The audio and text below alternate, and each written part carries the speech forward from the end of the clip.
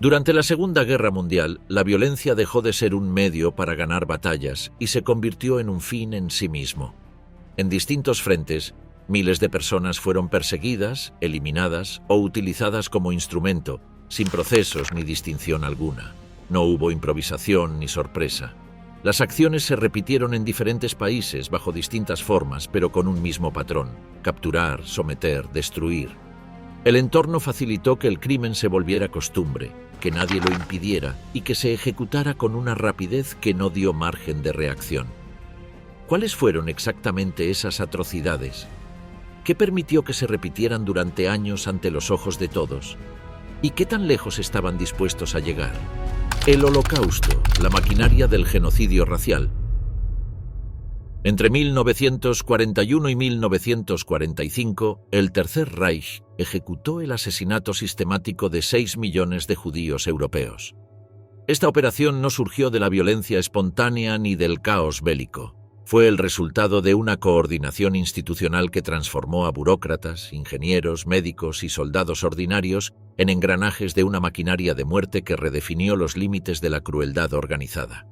La arquitectura del genocidio comenzó mucho antes de las cámaras de gas. En 1933, con la llegada de Adolf Hitler al poder, las primeras leyes excluyeron a los judíos de la vida pública alemana. Las restricciones laborales, educativas y sociales sentaron las bases legales para lo que vendría después. Las leyes de Nuremberg de 1935 despojaron a los judíos de su ciudadanía alemana y criminalizaron las relaciones entre judíos y arios, estableciendo un marco jurídico para la persecución racial. Con la invasión de Polonia en septiembre de 1939, la política antisemita entró en una fase radicalmente nueva. Las autoridades alemanas crearon guetos en Varsovia, Lodz, Cracovia y decenas de otras ciudades. Estos espacios amurallados concentraron a cientos de miles de personas en condiciones diseñadas para acelerar la muerte. El gueto de Varsovia albergaba más de 400.000 personas en apenas 3,4 kilómetros cuadrados. Sin calefacción adecuada, con raciones de alimentos insuficientes y sin atención médica, miles morían cada mes por hambre, enfermedades y ejecuciones arbitrarias. El 20 de enero de 1942, 15 altos funcionarios del régimen nazi se reunieron en una elegante villa en Wannsee, a las afueras de Berlín. La conferencia, convocada por Reinhard Heydrich bajo instrucciones directas de Heinrich Himmler, oficializó lo que ya había comenzado en secreto: la solución final de la cuestión judía. Las actas de la reunión, redactadas en lenguaje burocrático y eufemístico, establecían que 11 millones de judíos europeos debían ser deportados a campos de exterminio en Polonia Oriental, donde serían eliminados en masa. La coordinación logística de esta operación alcanzó dimensiones extraordinarias. Los judíos fueron deportados desde todos los territorios ocupados: Francia, Holanda, Bélgica, Grecia, Checoslovaquia, Hungría, Rumania e Italia. Se les hacinó en vagones de ganado, sin agua, comida ni ventilación adecuada, durante días. Las temperaturas extremas, la falta de oxígeno y la desesperación provocaban muertes antes de llegar al destino. La Deutsche Reichsbahn coordinaba estos transportes como si fueran mercancía ordinaria. Los registros conservan facturas donde las SS pagaban tarifas por cabeza y por kilómetro recorrido. Entre 1942 y 1944, 5 campos de exterminio operaron en Polonia con el único propósito de asesinar: Auschwitz, Birkenau, Treblinka, Sobibor, Belzec y Majdanek. Cada uno fue diseñado para maximizar la eficiencia del asesinato masivo. Auschwitz-Birkenau se convirtió en el símbolo más infame de esta maquinaria. El complejo incluía más de 40 subcampos, pero Birkenau albergaba las instalaciones de exterminio. 4 crematorios con cámaras de gas integradas podían asesinar hasta 6.000 personas en un solo día. Las víctimas eran separadas al llegar. Aquellos considerados aptos para trabajar eran enviados a barracones. El resto, niños, ancianos, madres con hijos pequeños, eran dirigidos inmediatamente a las cámaras. Las instalaciones estaban diseñadas para engañar y controlar. Las cámaras de gas simulaban ser duchas colectivas, completas con regaderas falsas y carteles que instruían a las víctimas a recordar dónde habían dejado sus pertenencias. Una vez que se encerraba a las personas, se introducía Zyklon B, un pesticida basado en cianuro que provocaba la muerte por asfixia en pocos minutos. Los cadáveres eran retirados por Sonderkommandos, prisioneros judíos coaccionados a manipular los cuerpos, extraer dientes de oro y cargar los cadáveres a los hornos crematorios. El humo de las chimeneas era constante, visible desde kilómetros de distancia. Treblinka operó entre julio de 1942 y octubre de 1943, responsable de más de 800.000 muertes. A diferencia de Auschwitz, no era un campo de trabajo, era una fábrica de muerte pura. Quienes llegaban eran asesinados inmediatamente después de su arribo. El campo utilizaba cámaras de gas alimentadas por motores de gasolina cuyos gases eran dirigidos hacia compartimientos herméticos. El proceso duraba entre 20 y 30 minutos. Inicialmente los cuerpos eran enterrados en fosas masivas, pero la operación Action 1005 ordenó su exhumación y quema para borrar las evidencias del crimen. Sobibor y Belzec funcionaban con sistemas casi idénticos. Los trenes llegaban, los pasajeros eran engañados y obligados a desnudarse, luego dirigidos hacia túneles camuflados con vegetación que llevaban a las cámaras de gas. En Belzec murieron entre 434.000 y 600.000 personas, en Sobibor entre 170.000 y 250.000. La eficiencia era tal que estos campos podían procesar transportes completos en pocas horas. Las órdenes de exterminio no fueron ambiguas ni accidentales. La correspondencia interna entre Himmler y sus subordinados especificaba claramente la eliminación total del judaísmo europeo. Adolf Eichmann, el principal arquitecto logístico de las deportaciones, supervisó personalmente el transporte de millones hacia la muerte. Rudolf Höss, comandante de Auschwitz, perfeccionó los métodos de gaseado y explicó detalladamente a sus subordinados cómo mantener la ficción de que se trataba de duchas. En los campos que no eran puramente de exterminio, se forzó a los prisioneros a trabajar como mano de obra esclava. Empresas alemanas como IG Farben, Krupp y Siemens emplearon decenas de miles de judíos en trabajos forzados. Laboraban en condiciones extremas, con jornadas de más de 12 horas, sin comida suficiente, expuestos a químicos tóxicos, frío extremo y violencia constante.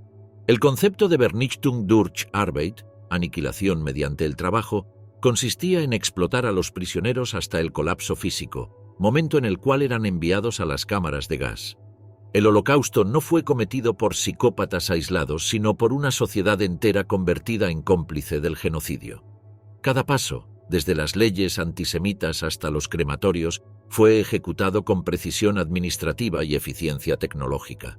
Los documentos conservados revelan una cadena de responsabilidad que se extendía desde Hitler y Himmler hasta los conductores de trenes, los guardias de campos y los técnicos que manejaban las cámaras de gas.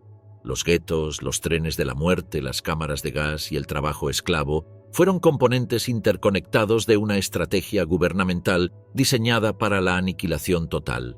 Auschwitz, Treblinka, Majdanek, Belzec y Sobibor no fueron aberraciones históricas, sino la expresión lógica de una ideología que había redefinido a millones de seres humanos como obstáculos a eliminar mediante la muerte industrial.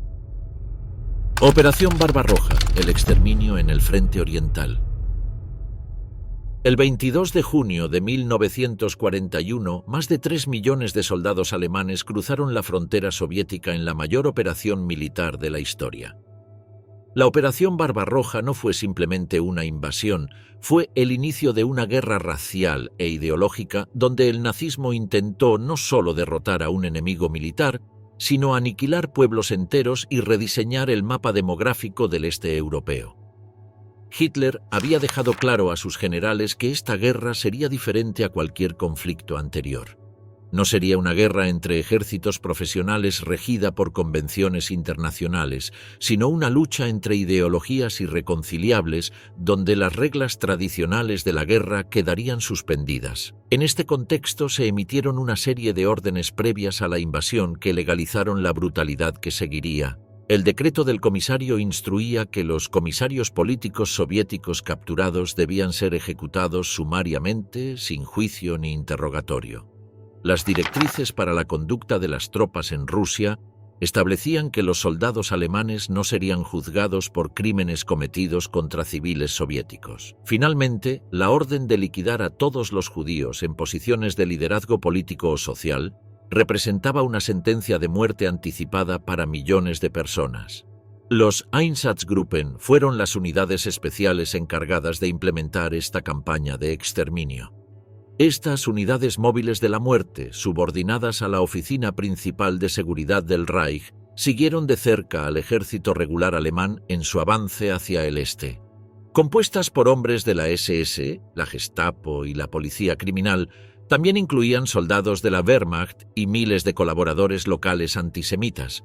Se organizaron en 4 grandes grupos que cubrieron todo el frente. El Einsatzgruppe A avanzó por los países bálticos, el B operó en Bielorrusia, el C en Ucrania Central y el D en el sur de Ucrania y Crimea. Cada grupo contaba con entre 500 y 1000 efectivos alemanes, apoyados por miles de auxiliares letones, lituanos, ucranianos y otros colaboradores que participaron activamente en las matanzas. Las operaciones seguían un patrón predecible y letal: llegada a una ciudad o pueblo, identificación de la población judía mediante registros locales o denuncias, arrestos masivos, confiscación de propiedades y fusilamientos en masa en bosques o a las afueras de las poblaciones. En algunos casos, se compelía a las víctimas a cavar sus propias fosas. En otros, se utilizaban barrancos naturales o minas abandonadas para ocultar los cuerpos. Babi Yar, un barranco cerca de Kiev, se convirtió en el símbolo de este horror.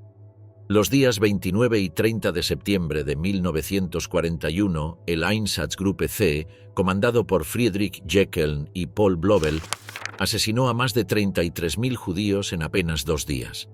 Se obligó a las víctimas a desnudarse, entregar sus pertenencias y marchar hacia el barranco, donde eran ejecutadas por tandas con disparos en la nuca. El informe oficial del Einsatzgruppe registró con distanciamiento administrativo: se eliminaron 33.771 judíos en Kiev del 29 al 30 de septiembre. Los asesinatos en Babi Yar continuaron durante años. Se estima que hasta 100.000 personas, incluyendo gitanos, enfermos mentales y prisioneros soviéticos, fueron asesinadas en ese lugar.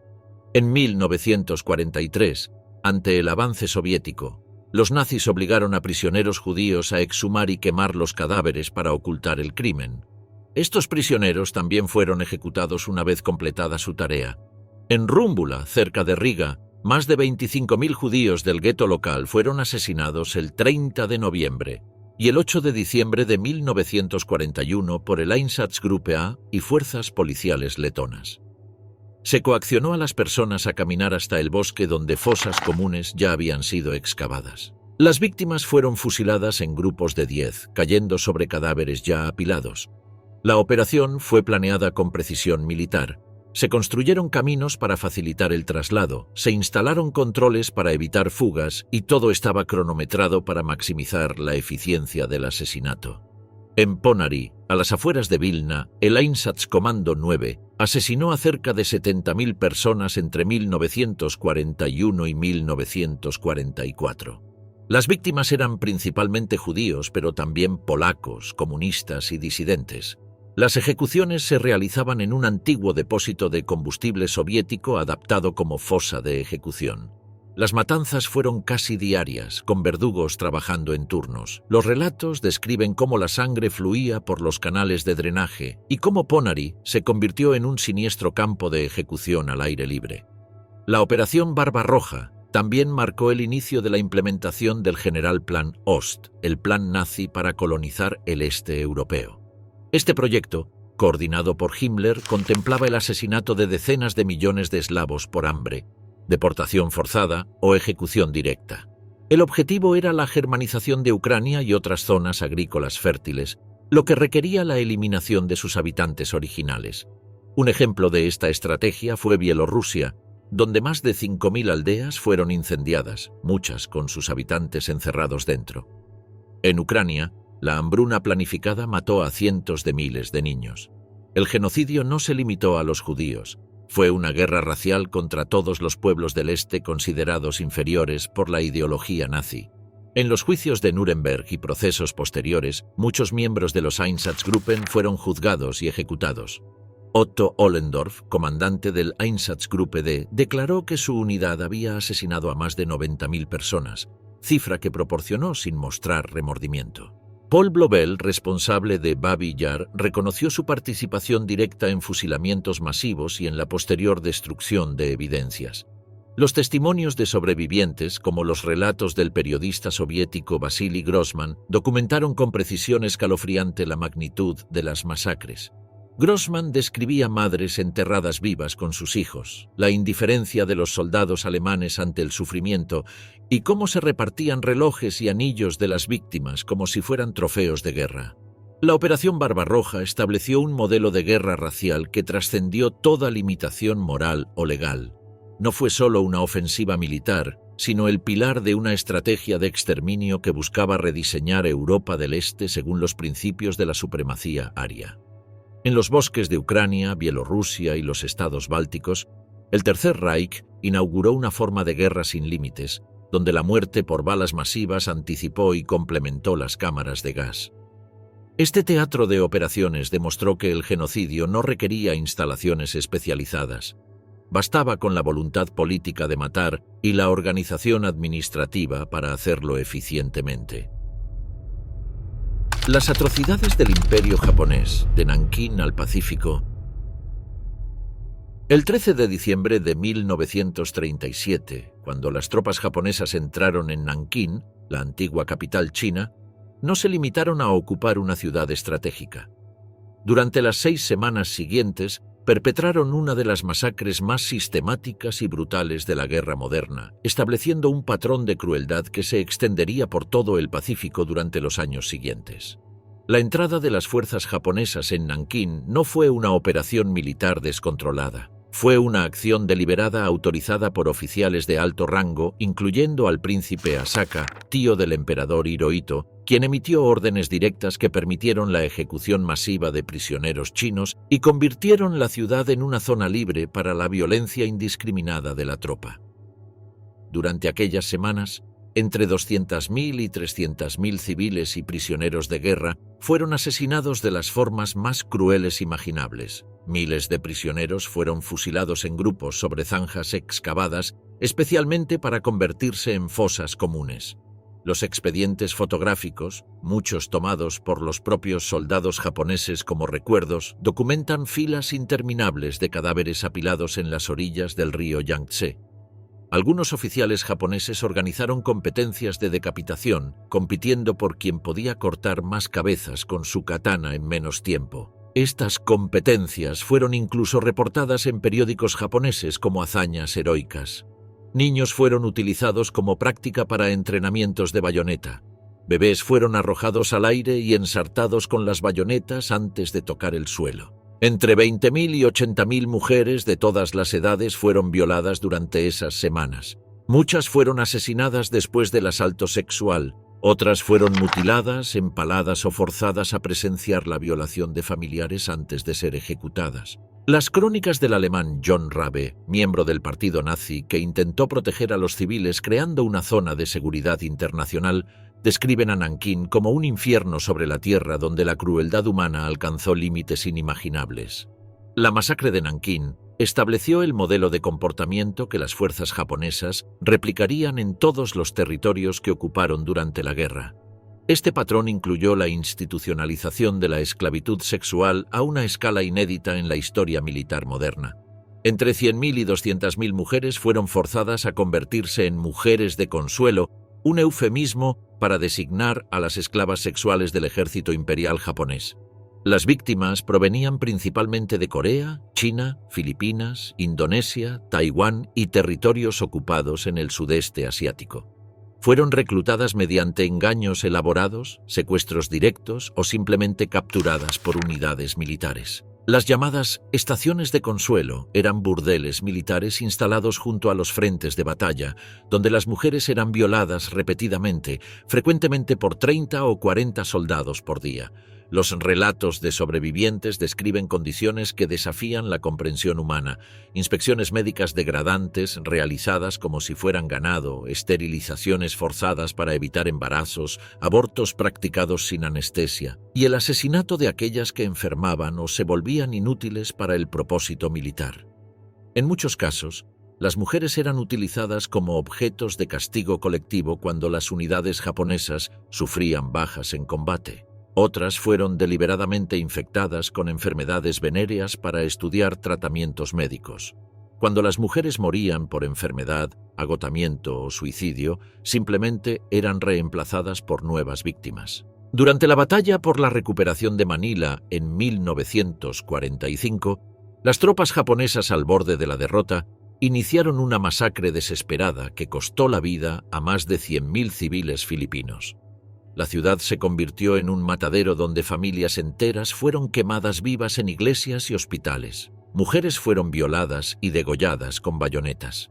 Niños fueron arrojados desde balcones o partidos por la mitad ante sus padres. El Hospital de San Juan de Dios se convirtió en símbolo de esta barbarie cuando médicos, enfermeras y pacientes fueron ejecutados sin piedad. Los soldados japoneses parecían competir en inventar nuevas formas de crueldad, como si la proximidad de la derrota hubiera liberado todos los instintos más sádicos. En Singapur, tras la caída de la ciudad en febrero de 1942, el ejército japonés llevó a cabo la Operación Suk-Chin, una purga masiva contra la población china local. En pocos días, entre 25.000 y 50.000 personas fueron ejecutadas bajo la acusación de colaborar con los británicos. Los cuerpos eran transportados en camiones a playas y barrancos donde eran fusilados en grupos. Muchos murieron por enterramiento forzado cuando las fosas se llenaron con víctimas aún vivas.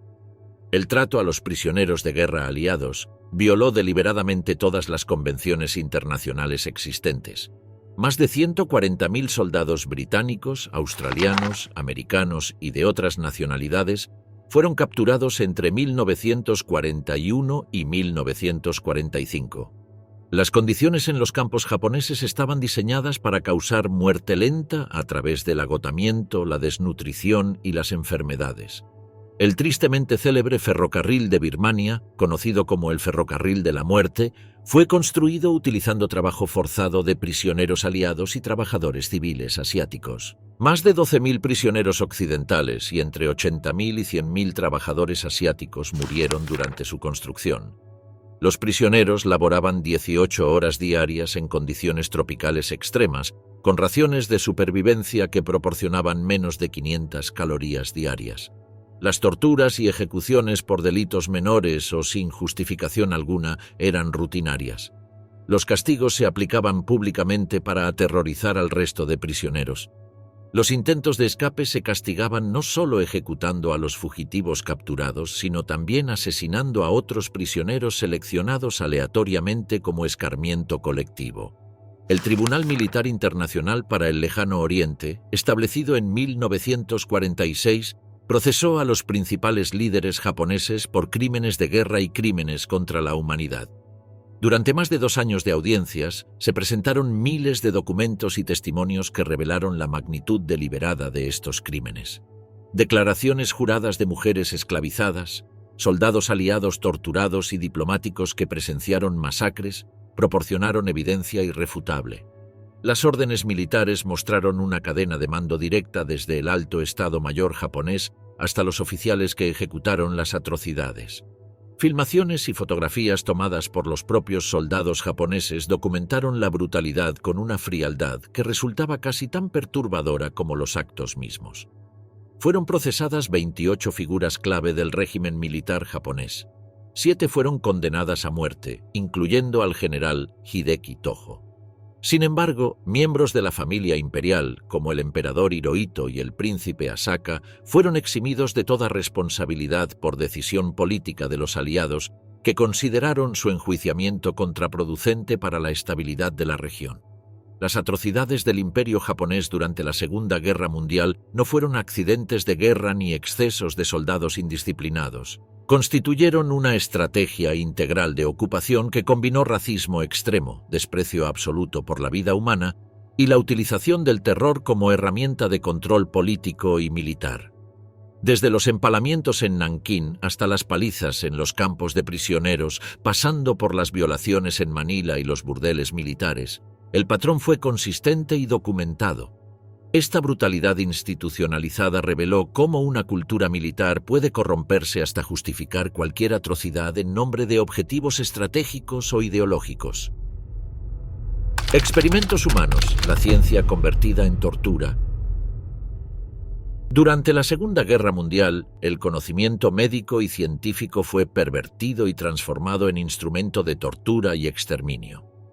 En los laboratorios de los campos de concentración nazis y en las instalaciones secretas del ejército japonés, médicos con formación universitaria, bacteriólogos respetados y técnicos especializados abandonaron toda ética profesional para convertir a seres humanos en material de experimentación. Los campos de concentración de Dachau, Ravensbrück y Auschwitz se transformaron en laboratorios donde la medicina se puso al servicio de la máquina de guerra nazi. En Dachau, bajo órdenes directas de la Luftwaffe, se realizaron experimentos para estudiar los efectos de la altitud extrema y la hipotermia sobre el organismo humano. Los experimentos de congelación sometían a prisioneros a inmersiones prolongadas en tanques de agua helada para simular las condiciones que enfrentaban los pilotos alemanes abatidos en el Mar del Norte. Algunos prisioneros permanecían sumergidos hasta que su temperatura corporal descendía a niveles letales. Otros eran reanimados mediante métodos que incluían duchas de agua hirviendo, exposición a lámparas de calor intenso o contacto forzado con mujeres prisioneras como parte del tratamiento de reanimación. En cámaras de baja presión se simulaban altitudes de hasta 20.000 metros para estudiar los efectos de la descompresión sobre el cerebro y los órganos internos. Los informes del Dr. Sigmund Rascher describen gráficamente cómo los ojos de los sujetos experimentales estallaban por la presión y cómo el cerebro se descomponía mientras las víctimas permanecían conscientes durante los primeros minutos del proceso. En Ravensbrück, el campo exclusivo para mujeres, los médicos practicaron intervenciones quirúrgicas experimentales sin anestesia. Se infectaba deliberadamente a las víctimas con bacterias como Streptococcus y Clostridium perfringens. Se abrían heridas en las piernas de las prisioneras y se introducían fragmentos de madera, vidrio y tierra para simular heridas de batalla. Luego se cortaba la circulación sanguínea para crear condiciones similares a las de gangrena en el frente. Las prisioneras también fueron sometidas a amputaciones experimentales seguidas de intentos de trasplante que invariablemente fallaban, dejando a las víctimas lisiadas de por vida. Los experimentos de esterilización expusieron a miles de mujeres a radiación directa en los ovarios y útero. Otras fueron inyectadas con sustancias corrosivas que causaban esterilidad, pero también dolor crónico y cánceres mortales. En Auschwitz, Josef Mengele desarrolló su obsesión con los gemelos. Niños judíos, gitanos y polacos gemelos eran seleccionados al llegar al campo y llevados a barracones especiales donde Mengele realizaba comparaciones anatómicas, transfusiones cruzadas de sangre, inyecciones con virus diversos y vivisecciones paralelas. Si uno de los gemelos moría durante un experimento, el otro era inmediatamente asesinado para permitir autopsias comparativas. Mengele también experimentaba con heterocromía ocular, inyectando sustancias químicas en los ojos de niños para intentar cambiar su color. La mayoría de estos experimentos resultaban en ceguera permanente o infecciones que causaban la muerte. Los experimentos ginecológicos realizados en mujeres y niñas bajo la excusa de estudiar la fertilidad racial incluyeron esterilizaciones quirúrgicas sin anestesia y la extracción de órganos reproductivos para análisis histológicos. En el Pacífico, el Escuadrón 731 del ejército japonés estableció en Harbin, Manchuria, el centro de experimentación médica más siniestro de la guerra. Bajo la dirección del general Shiro Ishii, esta instalación se presentaba oficialmente como un instituto para la prevención de enfermedades, pero funcionaba como un laboratorio de exterminio científico. Más de 10.000 prisioneros, principalmente chinos, rusos, coreanos y mongoles, fueron utilizados como sujetos experimentales. Los prisioneros eran denominados maruta, troncos de madera, en un intento deliberado de deshumanización que facilitara su utilización como material de laboratorio. Los experimentos del Escuadrón 731 Incluyeron la infección deliberada de prisioneros con patógenos mortales como peste bubónica, cólera, tifus, antrax y tuberculosis. Los sujetos experimentales eran luego viviseccionados sin anestesia mientras las enfermedades progresaban para estudiar el desarrollo de las infecciones en órganos internos vivos. Las prácticas incluyeron la extracción de pulmones, estómagos e intestinos en sujetos conscientes. Se realizaron amputaciones dobles seguidas de reimplantación incorrecta para estudiar procesos de gangrena y regeneración tisular. Los experimentos de congelación controlada sumergían extremidades en agua helada, las golpeaban hasta que el hielo sonaba como madera, y luego las calentaban con fuego o aire caliente, mientras se registraba cada fase de la descomposición. La instalación también desarrolló armas biológicas que fueron utilizadas contra poblaciones civiles chinas. Se liberaron ratas infectadas con peste en aldeas rurales. Se lanzaron bombas cargadas con pulgas portadoras de tifus sobre ciudades. Se contaminó deliberadamente agua potable y reservas de alimentos. Entre 1939 y 1945, se estima que más de 300.000 civiles chinos murieron por epidemias artificiales causadas por estos experimentos de guerra biológica. En 1946, el Tribunal de Nuremberg celebró el juicio de los médicos, procesando a 23 médicos nazis. 16 fueron condenados y 7 ejecutados. La Fiscalía presentó evidencias escalofriantes, fotografías de operaciones, instrumentos médicos utilizados en torturas, registros detallados con nombres codificados y testimonios de víctimas supervivientes. Este juicio estableció el Código de Nuremberg, que definió los principios éticos fundamentales de la investigación médica moderna: consentimiento informado, ausencia de coacción, evaluación de riesgos y beneficios, y el derecho de los sujetos a retirar su participación en cualquier momento. Estos principios se convirtieron en la base de toda ética médica posterior. A diferencia del juicio en Alemania, el Tribunal de Tokio no procesó a Shiro Ishii ni a sus colegas del Escuadrón 731. Estados Unidos les ofreció inmunidad a cambio de compartir sus investigaciones sobre armas biológicas, decisión que generó una controversia ética que persiste hasta hoy. La información obtenida de estos experimentos se consideró demasiado valiosa desde el punto de vista militar como para ser desechada por consideraciones morales. Algunos exmiembros del Escuadrón 731 confesaron décadas después en entrevistas grabadas. Reconocieron haber diseccionado mujeres embarazadas vivas, haber causado epidemias deliberadas y haber estudiado la descomposición de cuerpos humanos mientras las víctimas permanecían conscientes. Estas confesiones tardías confirmaron lo que los documentos capturados ya habían revelado sobre la magnitud de estos crímenes. Los experimentos médicos durante la Segunda Guerra Mundial representan uno de los mayores fracasos éticos de la ciencia moderna. Más allá de cualquier conocimiento que pudieran haber generado, lo que permanece en la memoria histórica es la destrucción deliberada de vidas humanas, el desprecio absoluto por el dolor ajeno y la deshumanización total de la práctica médica. Estos casos demuestran cómo la ciencia, cuando se divorcia de la ética y se subordina a objetivos militares o ideológicos, puede convertirse en el instrumento más refinado de la crueldad humana. Represalias nazis, la política del terror en Europa ocupada. En la Europa ocupada por el Tercer Reich, la violencia nazi trascendió los campos de batalla y los campos de concentración para convertirse en una estrategia deliberada de represalias contra poblaciones civiles inocentes. Ante cada acción de resistencia, la respuesta alemana no buscaba ser proporcional, estaba diseñada para ser ejemplarizante, desmedida y aterrorizante. Hitler, Himmler y sus generales adoptaron el principio de 10 por 1 como doctrina oficial. Por cada soldado alemán muerto en un ataque partisano, 10 civiles serían ejecutados.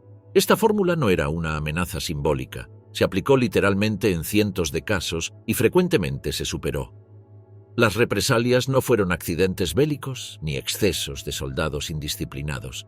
Fueron instrumentos calculados de control político, diseñados para quebrar la moral de los pueblos ocupados y eliminar cualquier posibilidad de resistencia. El 10 de junio de 1942, la pequeña aldea de Lidice, en la región de Bohemia, dejó de existir. no fue destruida por bombardeos enemigos, sino por la venganza organizada de las SS como represalia por el asesinato de Reinhard Heydrich, arquitecto de la solución final, herido mortalmente por combatientes checos entrenados por los británicos. Lidice no tenía conexión alguna con los autores del atentado. Fue seleccionada al azar como objetivo de represalia, una demostración de que la venganza nazi no distinguía entre culpables e inocentes. En la madrugada, la aldea fue rodeada por tropas alemanas. Todos los hombres mayores de 15 años fueron sacados de sus casas, alineados contra muros y fusilados en tandas de 10. Murieron 173 hombres. Las 184 mujeres fueron deportadas al campo de concentración de Ravensbrück, donde la mayoría murió en los meses siguientes. Los 88 niños fueron separados de sus madres. Algunos fueron enviados a campos de exterminio, otros seleccionados para programas de germanización forzada basados en criterios raciales. Solo 17 niños sobrevivieron a la guerra. Después de las ejecuciones, el pueblo fue aniquilado sistemáticamente. Las casas fueron quemadas, dinamitadas y luego arrasadas por bulldozers. Los árboles fueron talados, las tumbas del cementerio fueron destruidas y hasta el nombre Lidice fue eliminado de todos los registros oficiales. El mensaje era inequívoco: donde había existido vida y comunidad, solo debía quedar vacío como advertencia para otros. 2 años después, el horror se repitió en Francia. El 10 de junio de 1944, apenas 4 días después del desembarco aliado en Normandía, la división SS Das Reich masacró a 642 personas en el tranquilo pueblo de Oradour-sur-Glane. Sin previo aviso ni justificación clara, los soldados reunieron a toda la población en la plaza del pueblo. Los hombres fueron llevados a graneros y establos donde fueron ametrallados. Las mujeres y niños, 452 en total, fueron encerrados en la iglesia del pueblo. Los soldados llenaron el edificio con materiales combustibles y lo incendiaron. Quienes intentaron escapar por las ventanas fueron ametrallados. Solo una mujer, Marguerite Ruffange, sobrevivió saltando por una ventana trasera, y 5 hombres lograron escapar fingiendo estar muertos entre los cadáveres. La masacre fue una represalia por la supuesta actividad partisana en la región y por la desaparición de un oficial alemán. Pero Oradour no era un centro de resistencia. No había armas ocultas ni combatientes. Solo había habitantes comunes, artesanos, agricultores, niños en la escuela, que fueron ejecutados por el simple hecho de vivir en el lugar equivocado en el momento equivocado. Tras la guerra, el presidente francés Charles de Gaulle ordenó que el pueblo no fuera reconstruido, para que sus ruinas sirvieran como memorial perpetuo de la barbarie nazi. Un nuevo Oradour fue construido cerca del original, pero las ruinas permanecen intactas. Coches calcinados, la campana de la iglesia derretida por el calor, casas sin techos, un pueblo entero detenido en el momento exacto del horror. Entre septiembre y octubre de 1944, el ejército nazi ejecutó la mayor masacre de civiles en Italia. En la región de Marzabotto, en Emilia-Romagna, las SS, lideradas por Walter Roeder, organizaron una cacería humana sistemática como represalia por la actividad partisana en la zona. Las tropas rodearon las aldeas de las colinas y comenzaron a ejecutar a todos los que encontraban, sin distinciones de edad o sexo. Familias completas fueron fusiladas en sus hogares. Otras fueron agrupadas en iglesias o establos y asesinadas con ráfagas de ametralladora. Bebés fueron estrellados contra las paredes. Mujeres fueron violadas antes de ser ejecutadas. En total murieron entre 770 y 1830 personas. El objetivo no era solo represalia, era aniquilación preventiva, una limpieza del territorio que eliminara cualquier posible apoyo a la resistencia. Walter Roeder fue condenado a cadena perpetua en 1951, pero liberado en 1985 por presión diplomática, generando indignación profunda en Italia y cuestionando la justicia de posguerra. En Bielorrusia, el pequeño pueblo de Katyn se convirtió en símbolo del genocidio eslavo. El 22 de marzo de 1943, tropas SS acompañadas por colaboradores locales rodearon el pueblo como represalia por la muerte de un oficial alemán en una emboscada partisana cercana. Los 149 habitantes de Katyn fueron encerrados en un granero de madera que fue incendiado con ellos dentro. Quienes intentaron escapar del fuego fueron ametrallados en la puerta. Entre las víctimas había 75 niños, incluyendo bebés. Solo 6 personas sobrevivieron, entre ellas un niño de 12 años que logró arrastrarse fuera del granero mientras su ropa ardía. Katyn no fue la única aldea destruida de esta forma en Bielorrusia.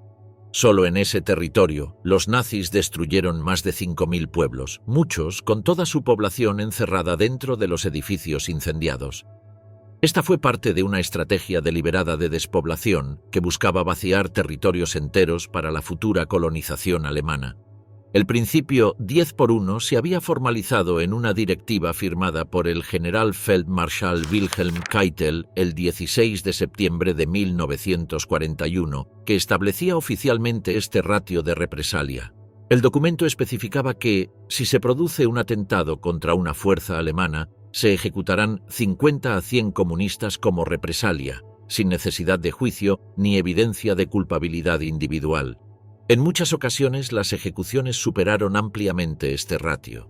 En Kraljevo, Serbia, más de 2.000 civiles fueron asesinados en represalia por la muerte de 10 soldados alemanes.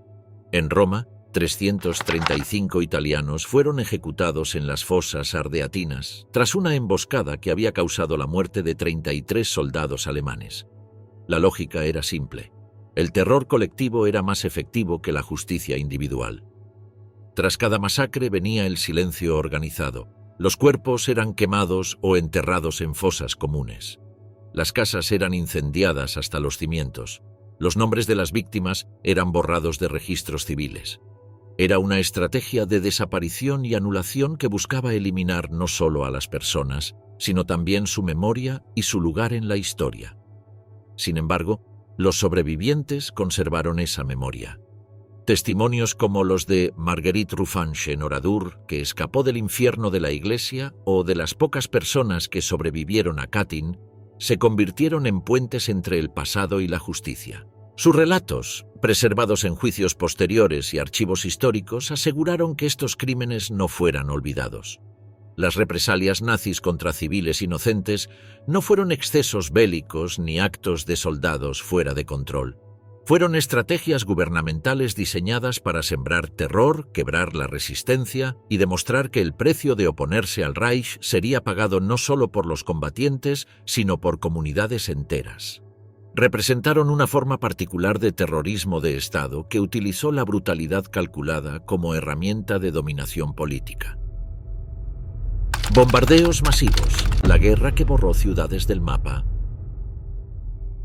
Al final de la Segunda Guerra Mundial, las reglas tradicionales del combate fueron reemplazadas por una nueva doctrina militar, la destrucción total.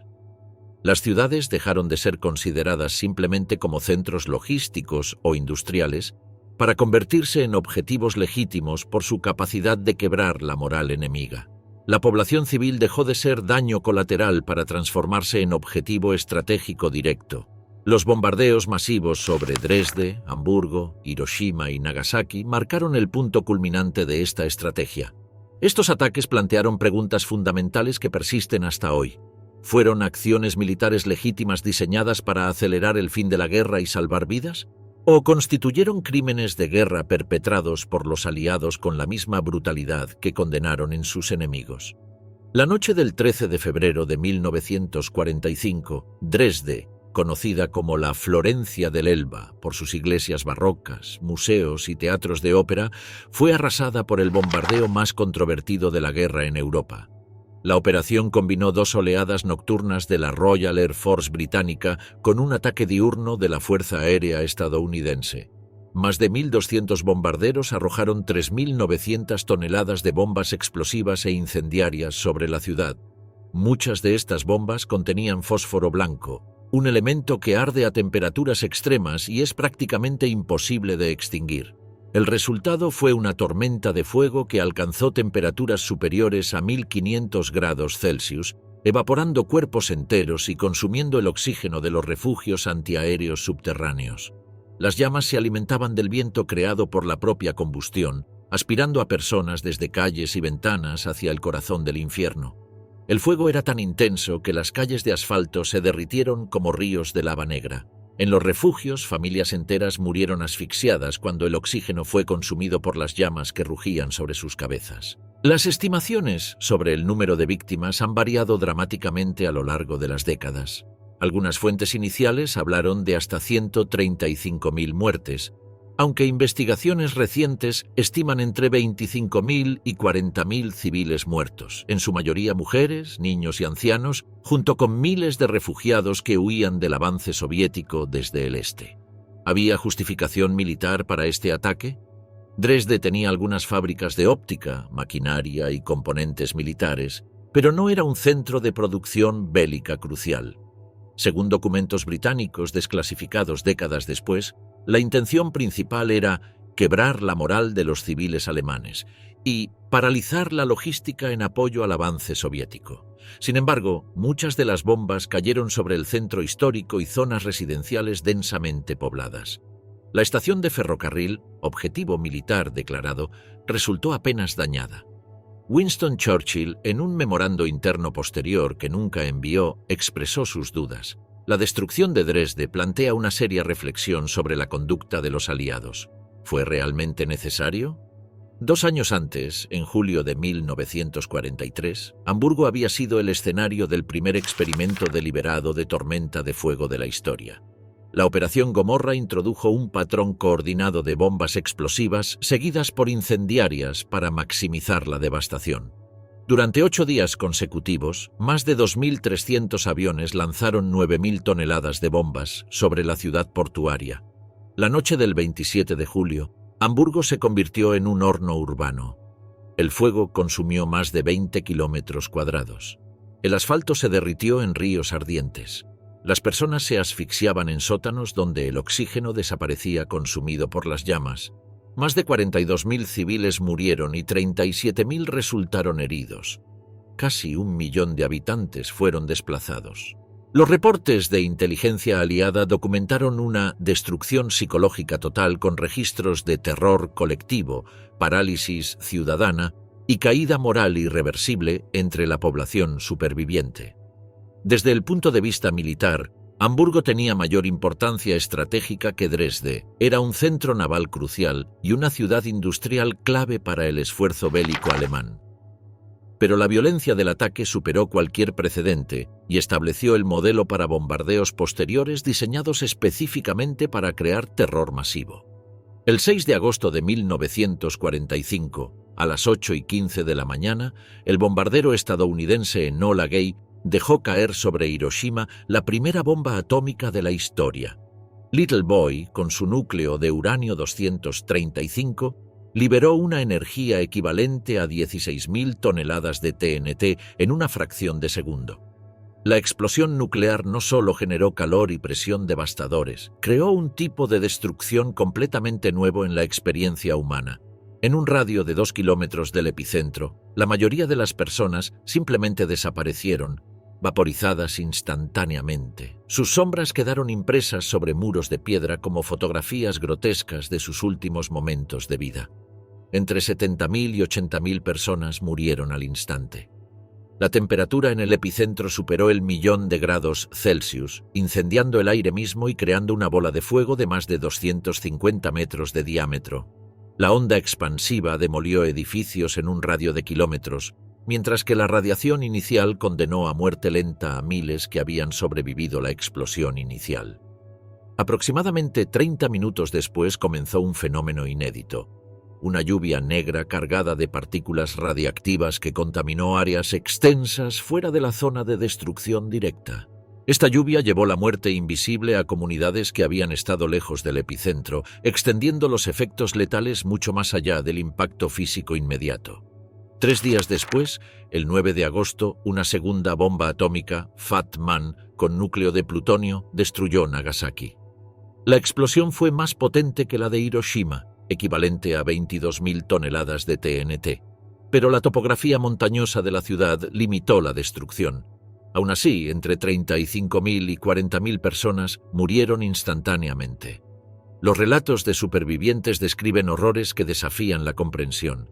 Personas con la piel colgando en tiras como papel quemado, Niños sin rostro caminando como sonámbulos, hospitales abarrotados con víctimas cuyas heridas no sangraban pero que morían días después por causas misteriosas que solo más tarde se identificarían como envenenamiento por radiación. Las bombas atómicas, según el alto mando estadounidense, tenían un objetivo claro: obligar a Japón a rendirse sin necesidad de una invasión terrestre que habría costado millones de vidas.